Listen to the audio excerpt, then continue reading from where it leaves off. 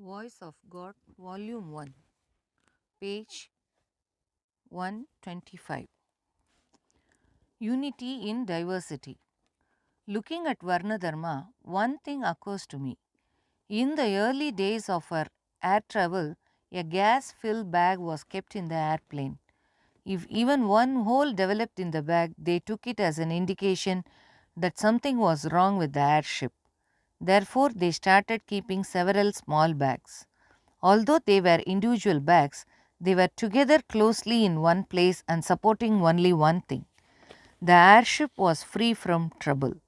The different dharmas laid down by our religion is similar to this. This is unity in diversity. If a lot of twigs are to be tied together as one bundle, it will be a difficult job. Even if it is done with some effort, it will easily become loose. It is enough if it becomes loose to the extent of one twig being taken out from this bundle. If that one is taken out, the next one can be taken out easily. If, in this manner, a few twigs are pulled out, then the bundle will become loose and all the things will fall apart. If, instead of making one bundle of all the loose twigs, suppose we make small bundles of the size that can be held within the closed palm. Since they are small bundles, it will be possible to tie them tightly in such a manner that they do not become loose. Then all the small bundles can be put together and made into one bundle. When the large bundle made this way is fastened, it will remain more tight than if all the loose twigs are put together as a bundle and tied. Not only that, even if the large bundle gets loosened a bit, a small bundle within it will not fall off in the manner of a single twig falling off. In other words, a large bundle will remain as a single bundle. The fastening will not get loosened easily. Suppose one of the small bundles get loosened. Even then, only the twigs in that particular small bundle will become loose and not those in other small bundles. The twigs in them will not get disturbed. If it is said that a large community of people with all be grouped in a single formation, it is impossible. Who will control and administer society which becomes unruly? That is why divisions were made into jati for carrying out each trade hereditarily, and each was kept as a separate group. Anybody can understand this arrangement. Each varna became a small bundle, separate jatis. Each jati had a headman. The headman of each group disciplined those in the groups and punished them for their misdeeds. Now the state too awards punishment and puts people in jails. But this does not affect the offenders. Therefore, crimes go on increasing. But the punishment meted out by the headman from the group had its effect, and therefore people avoided doing wrongs. Until the beginning of this century, people were leading an honest life.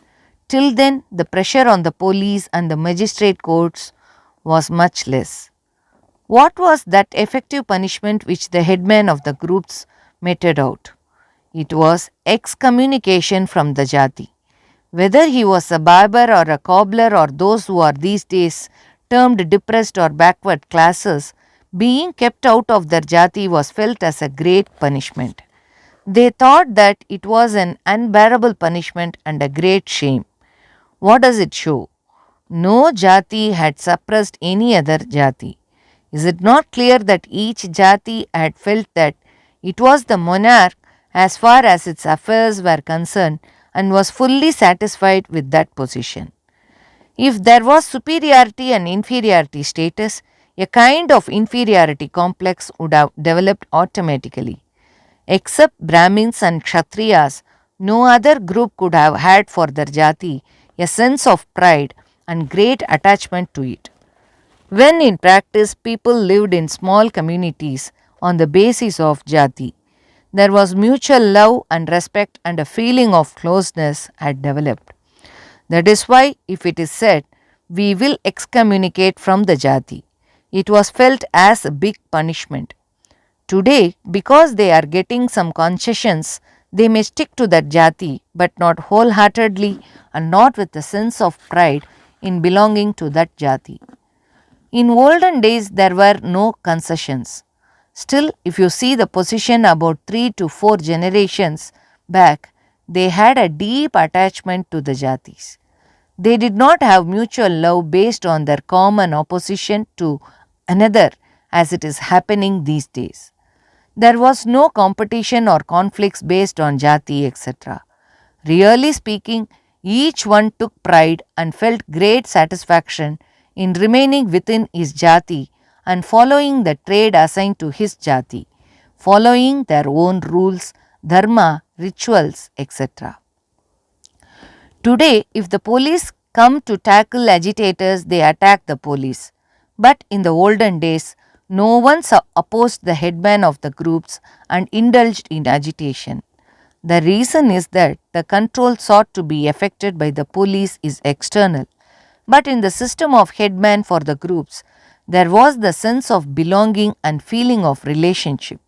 Therefore, this system was able to ably keep under control crimes without resorting to arms or army.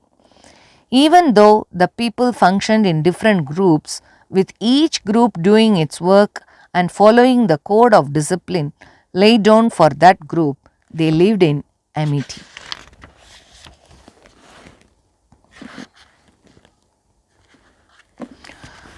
Difference in functions and attitudes. Jati, a trade assigned to it and customs governing it. I had said. That is not correct. It is not trade assigned to a particular jati. The jati is there for carrying out a particular trade. Why did the Vedic religion tie up the twigs into small bundles? Why did it allocate the trades in such a manner that there is a varna for each trade? In Western countries, they talk of division of labor in the economic field, but they find they are not still able to put it in practice. If a society is to function, it is necessary that different trades are carried out. Therefore, they say there should be division of labor. But who can plan and decide how that so many people should do such and such a job? And if people conduct the trades in the proportion planned, the society will function in a balanced manner. It is not possible. All people will compete for comfortable jobs. Wherever one sees there is illegitimate desire, bitterness resulting from rivalry, and what we actually see is all types of misconduct following that. When the same division of labor was followed in our country as a hereditary arrangement, there was peace, happiness, and satisfaction and amity till the arrangement got deranged. Today, even a millionaire is not contented. In those days, even a cobbler was happy with a sense of fulfillment. The new arrangement by which illegitimate desires have been aroused and people pushed into a state of discontent is supposed to be progress. There is talk everywhere that what has been done till now is not enough and that progress should be made with greater vigor. In those days, people did not cherish bad desires. People were living as small communities and therefore they were having close mutual relationship and they thought living together in this manner itself was great happiness. In addition, they were having faith in religion, devotion to God, family deities for each group, forms for worship for such deities. These were all matters of pride for them. Since they found fulfillment in all these, they did not hanker after more and more as in present days. The entire society was good. Although divided in several ways, they were together in the name of the Lord. Although each had his own family deity, there was a common big temple. Life of the people was centered around such temples and the festivals conducted there. In the name of the Lord, they lived together as his children. During Car festival in the temple, the people of the Agraharam, Brahmin street, and those of the Harijan Bastis pulled the car, standing shoulder to shoulder. When we think of those peaceful days, we long for those days and wonder if they will come again. There was no heart burning, no abuses. That was the time when each one did his job in a simple way and was contented at heart. When we think about all these things, it would be wrong to say that although the Hindu society was divided as many, it withstood any number of attacks. It appears that because the society consisted of several divisions, it has been alive and kicking over the aeons. When we see how the great religions which gave to its people only the common dharmas, commonplace ethical code, died, and that there is fear about the future of the existing religions, it is Varnadharma, which has preserved Hindu religion and kept it young as ever. The Varnadharma, which does not fasten all the twigs into one single bundle, but ties them to small bundles and fastens the small bundles together by bhakti to God. The religions which laid down the same dharma to everyone decayed and fell when they came under internal or external attacks by different dharmas. In India, since the common dharma was inclusive of several kinds of dharmas, when other religions rose internally or attacked from outside, there was scope for absorbing whatever was good in them and reject what deserved to be rejected. In our country, Buddhism and Jainism were born out of particular aspects of the Vedas. Because of this, Hindu religion absorbed and digested them. Since the dharmas were several and spread widely, it was possible to give place to new things and make them as its own. There was no need to have a hostile attitude towards them and quarrel with them. When the Muslims came, our people copied some of their customs. Although it cannot be said that we have taken anything of philosophy from them. In some matters like dress, music, sculpture, painting, etc., the Mughal influence had its effect. That also got dissolved in our Vedic culture instead of standing aloof. These two occurred more in the north. The south, as far as possible, preserved its old ways without being subject to much Muslim influence. Later, with the advent of the British, faith in the Vedic way has been decreasing among all people all over the country without distinction of north and south.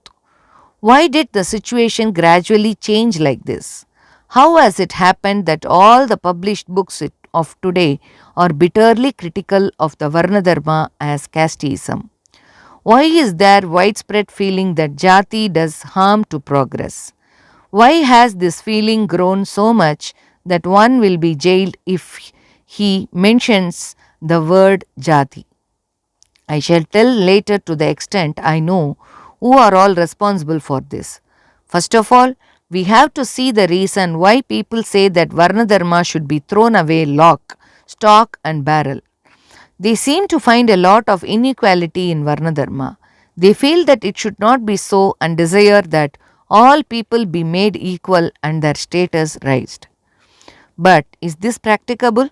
To get the answer to this, it is enough if one looks at other countries where there is no jati system.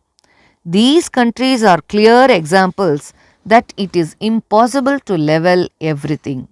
If there is no inequality there, there should not be class conflicts. Is it not? But is it so in actual life? Wherever we see there is division of those who live in prosperity and those who are not so prosperous, and there is conflict between them. If our dharma is properly understood, no one is superior or inferior by virtue of jati. Let us assume that somehow such an opinion has been formed. Our duty is to change this opinion and not give up the system. Even if we accept the present thinking that inequality is due to jati and the bitterness that has resulted from it, in other countries this bitterness does exist among the social divisions. In those countries, even if there is no enmity because someone claims to be superior due to jati, There is hatred because the other man is superior because of money or his status. In America, no one is in want of food or clothes or shelter. It is said that even a servant owns a car. If this is so, should not everyone be contented? Even there, the person who owns one car feels jealous of the other who has two cars. One who has $1 million in the bank is jealous of the other who has 2 millions. Even if one is having all the necessities and comforts of life, if one has quarrel with the other who has more money for rights, concessions, etc., what does it mean? It means that deep down the concept of inequality exists there in some form. Even if it is assumed that, as in the communist state, everyone is paid equally, even there one has to be an officer and another a clerk. There could be state compulsion which can suppress open quarrels about differences, but so long as there is difference in positions and status, rivalry and jealousy will be there. It is in the communist countries only that competition arises at the highest levels, with the result that one who is a dictator today is nowhere on the next day and some other person becomes the dictator. Because there is rivalry on account of position, all positions cannot be made equal. There will be superiority and inferiority in one way or the other. I even feel that instead of this kind of inequality which leads to rivalry and jealousy, harmful to social amity, we may put up with the superiority and inferiority which is wrongly thought to be the result of the hereditary arrangement. Because of this arrangement was there not general peace in the country, satisfaction for everyone and a contentment born out of the feeling, this is what has come our way. Really speaking, all the traits have come into existence only for the good of the society. It is not that one is superior or the other is inferior. Whatever work is undertaken, if it is done perfectly and without being a victim of desire, dedicated to God, there is no better remedy for purifying the mind. To think that one is superior and the other is inferior is utterly wrong. Even such wrong thinking does not matter. In other countries too, inequalities on a bigger scale exist. I wanted to tell that because of that, there are rivalries and conflicts of the kind that are not here. We have divided ourselves in several ways, but remain united and nurtured our civilization in a big way. Others, even while thinking that they were not divided, lacked unity and therefore their civilizations collapsed. In our country, there was difference only in the functions, but deep down there was unity and therefore our civilization prospered. In other places, there was no difference in the functions, but on account of the mental disagreement and rivalry arising out of it, the indigenous civilizations were vanquished when foreign civilizations invaded. It is not practicable to make everything equal and keep everything high.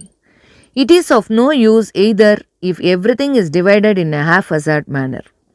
Our Dharmashastras have given us a via media. I have come as its representative.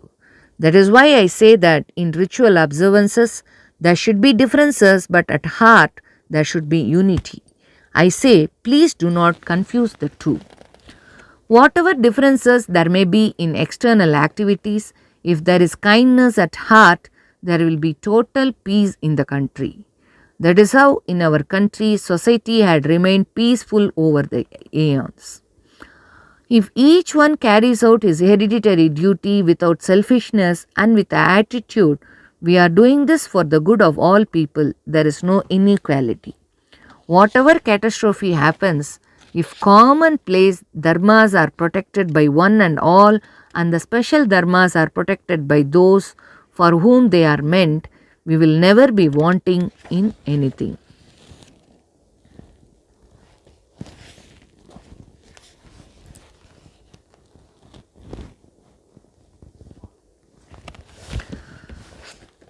Why should it be here only?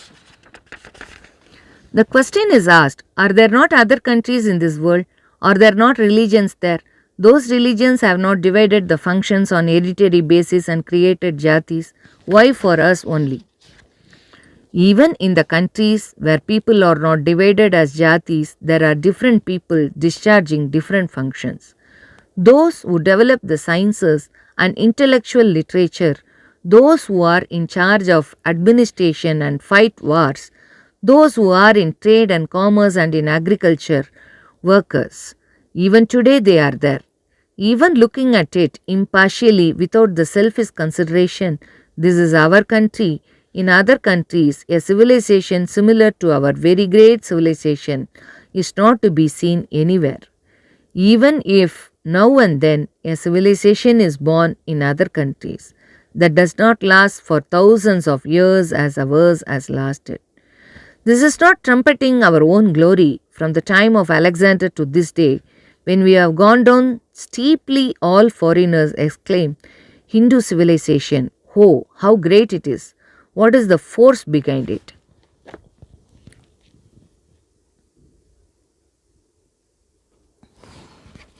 In all other places too, great men, jnanis, bhaktas, philosophers, tyagis, those who have sacrificed have been born.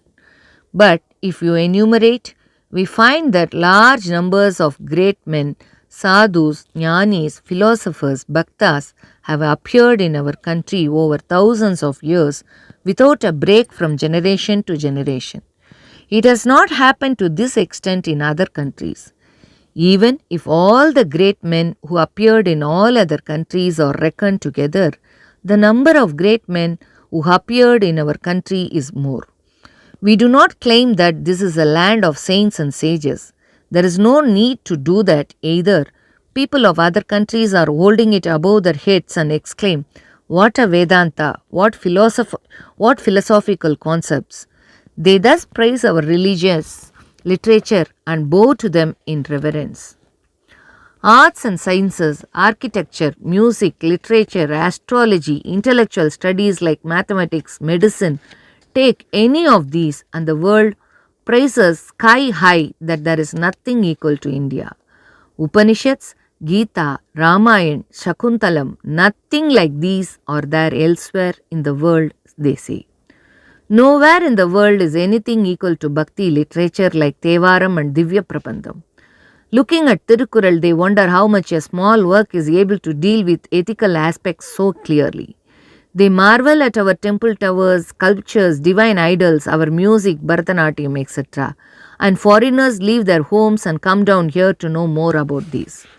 Although the British on the one hand enslaved us and faltered us on many non-existent counts and ruled us by their policy of divide and rule, on the other hand they marveled at our civilization, searched out our shastras, conducted research on them, translated them into English and preserved them.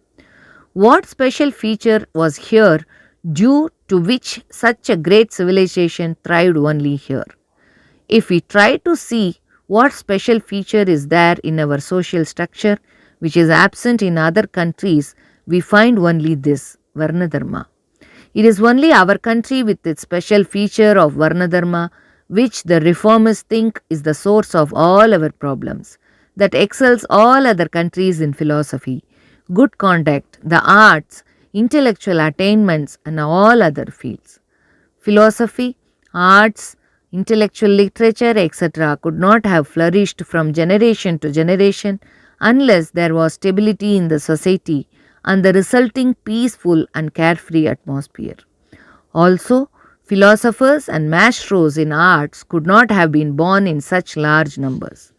In other countries, in the way of life which the different religions gave their people, there was no institutional arrangement which could ensure this kind of stability. It can even be said that, by and large, they did not pay attention to sociological foundation. Beyond telling general things like do not steal, do not speak untruth, do not indulge in prostitution, have the spirit of sacrifice, stick to ahimsa, etc., the other religions have not prescribed rules for the proper arrangement of social life. while they laid down rules for bhikshus, priests, and their likes who were entirely devoted to religion and also for their establishments.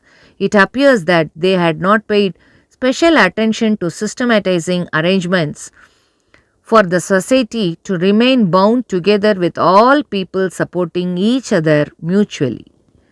What was the result of this? Although development of science, defense of the country, trade and commerce, agriculture, physical labor were there in all countries, there was side by side always rivalry in everything.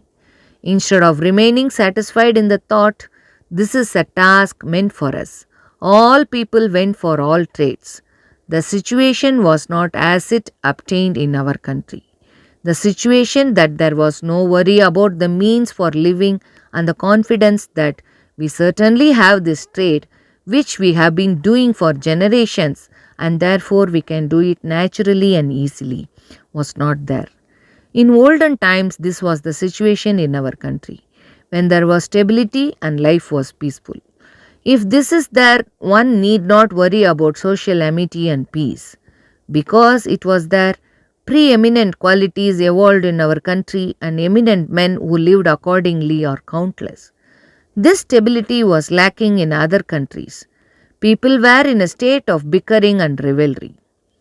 If we accept what the reformists say, that a majority of people were kept in subjugation by the Varnadharma, social revolutions should have occurred on a large scale in our country. But these very words are foreign to us. It is only after reading about the French Revolution and American Revolution, Russian Revolution, etc., we learned that need could arise for a whole lot of people to jump into what is called a revolution. When we read the history of other countries, we find the people themselves resort to revolution after revolution. What is more important is that no revolution achieved anything permanent. If 50 or 100 years have passed after a revolution, another revolution does occur. In other words, people are always discontented. One need not ask about today's situation. In all the countries, decline in discipline, wild display of beastly emotions, agitations, strikes, a government falling and another coming day after day, thus the entire world is in a state of agitation. It is only in countries like Russia where the government itself is dictatorial and where dissent is ruthlessly suppressed, there is no revolution. Even there it is said that there is deep resentment which can explode like a volcano any time. From time to time, an intellectual or a great writer who does not care for life escapes from there and tells the world about the tyrannical rule in their country. They say that people there are not happy. In India, there never was a government which was dictatorial. So much arts, sciences, etc. could never have been born from a people if they had been slaves. We never cried out to others that we are being kept in subjugation unless the mind had flowered in an atmosphere of absolute freedom. So much intellectual literature and so many arts and temples could not have come up. It will not be appropriate to say that even though the common people were in a majority, because of the superstition, they were afraid of the priestly class and got cheated. It would be fitting to say that of people of Africa or South American forests where cultural development has not taken place. In those places, the pujari, priest, is like the king. He will have a fearful appearance. He will pretend to be all powerful and will hold out the threat that he would harm the people by black magic. He has the authority to punish the people. It is not so in our country. People of all jatis are intellectual and well up in bhakti and spiritual matters. If you see the Puranas, Periya Puranam, a Tamil work, etc., it will be seen that great men have come from all jatis. Emperors like Chandragupta, Shivaji and intelligent ministers like Sekirar did not belong to the priestly class. Hence, there is no power to the priestly class to punish people. The priest is one who has to be a total sadhu. The Shastras have ordained that Even if a wrong is done, he has to subject himself to punishment. If the Negroes happen to have physical contact with the white man, the Negroes are punished. But in our country, if the so called untouchable happens to have physical contact with the priestly class, it is the latter which has to take a bath and expiate for it. Let us keep aside the views about untouchability. I wanted to say that policies like this were not practiced by threat, punishment, or by suppression. A highly civilized society, which is lauded by the whole world, could not have been developed by threat or by cheating. It was because all people experienced the benefits of the arrangement made by the Dharma Shastras that they did not revolt. When the old Varna Dharma was being followed, civilization kept growing higher and higher. There was no revolution and people had no discontent. Let that be. If we look at the present situation after breaking the old system of division of labor and going the way of other countries in the name of progress and equality, what do we find? We see for ourselves that decline in conduct, falsehood, cheating, competition, prostitution, etc. have grown. Wherever we see in the country there is agitation, strike, demonstrations, hartal, curfew, police, lathi charge. In matters like exports, we do not have even as much honesty as other countries, with the result that we have gone down so much that we have become the target of ridicule by other countries. The days are gone when all countries praised India. What does it indicate if a small country like Pakistan dares us into war? It only shows that the country's spiritual strength has gone down so much. Why has it gone down like this? What is it we have given up due to which we have become weak like this? What was it that gave us strength and ensured that our civilization prospered for thousands of years? What did we discard which brought us to this state where we are ashamed of even claiming that we are the inheritors of that civilization? When we think about this, it will be seen that so long as Varna Dharma, which is not in other countries, was here, only our civilization has been strong like a rock and has been growing in a manner that the world praised it, and that when the decline of this Varna Dharma began, we too have been going down day after day. The question may be asked, why should Varna Dharma remain here alone? If we desire that at least in this country there should be a civilization conducive to spiritual inquiry, experiencing God, for arts and fine qualities, Varna Dharma must be here for the sake of these. If it is asked why it should be here alone, the answer is it must be here so that the world will have a good example. Otherwise, it will only be rivalry immediately followed by jealousy, discontent, and bickerings in the society. Everyone will like to have good education and a comfortable job, but all cannot be accommodated. Immediately hostility, differences and jealousy will crop up. Jealousy will crop up. See what happens even now. As soon as unemployment began to affect the educated, there is talk that admission to colleges must be controlled. Engineers are too many, we are going to close down some engineering colleges, they say. In other words, unable to provide everything to everyone, they also have to resort to some control. In the olden times, the same control was ensured by heredity. Then trade was in the blood, and whatever it was, people took pride in it in the thought, this is a hereditary property come to us from our father and grandfather. This is our family property, and there was contentment. For each one carrying on his trade, there was innate attachment to it. Because of that, there was efficiency. Today, since everyone is only after money, he performs the trade in a disorderly manner. In the olden days, consideration of money was secondary. Since the trade was performed with a love for it and feeling of satisfaction in the thought it is our own trade, all jobs were carried out well. The society was happy. There is no civilization without a sense of fulfillment. The Varna Dharma, which ensured that all people in the society had such fulfillment, could not be faulted. It may not be possible to do things this way again. It does not matter if we do whatever is possible to revive it, but we fail in our efforts. Or it does not matter if we give up such effort in the thought, why should we undertake this task which is impossible? But the least that should happen is the realization that the old order has done great good to all people of our religion, our country, and through it the whole world for thousands of years. It is very wrong to blame it. We have been highly disrespectful to it.